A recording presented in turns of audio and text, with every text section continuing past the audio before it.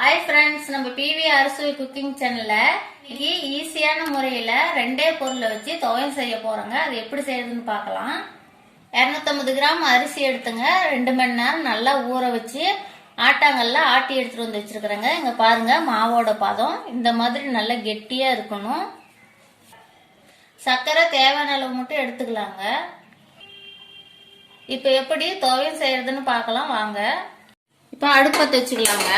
இந்த மாதிரி ஒரு பாத்திரம் வச்சுக்கலாம். பாத்திரம் நல்லா காயிட்டுங்க. இப்ப பாத்திரம் நல்லா காஞ்சிடுச்சுங்க. நம்ம தேவையான அளவு எண்ணெய் சேர்த்துக்கலாம். இப்ப நல்லா எண்ணெய் காஞ்சிடுச்சுங்க. நம்ம எடுத்து வச்சிருக்கிற மாவை நல்லா உதிரி உதிரியா இதுல போட்டுக்கலாங்க. இப்படி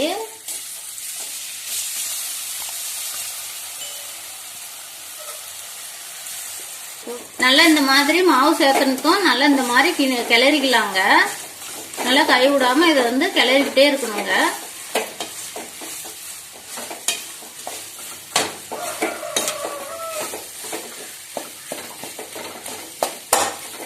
இப்ப பாருங்க, முன்னையோட நல்லா இப்ப உதிரி உதிரியா வந்திருக்குது. நமக்கு இன்னும் உதிரி உதிரியா வரணுங்க.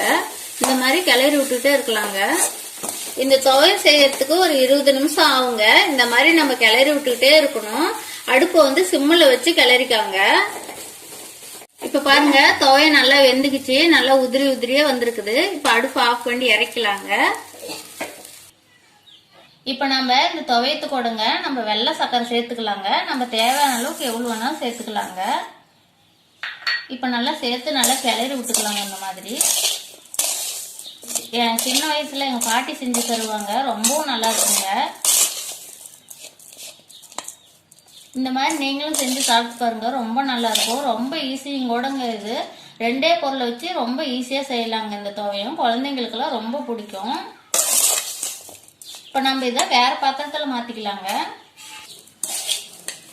இந்த துவையங்க நீங்க எந்த அரிசி வேணாலும் வச்சு செஞ்சுக்கலாங்க.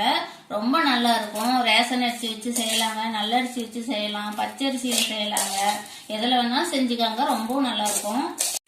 அவ்வளவுதாங்க, ரொம்ப சூப்பரா துவையல் ரெடி ஆயிடுச்சு. ரொம்ப ரொம்ப டேஸ்டா இருக்குங்க. இந்த மாதிரி நீங்களும் செஞ்சு பாருங்க. ரொம்ப நல்லா இருக்கும்.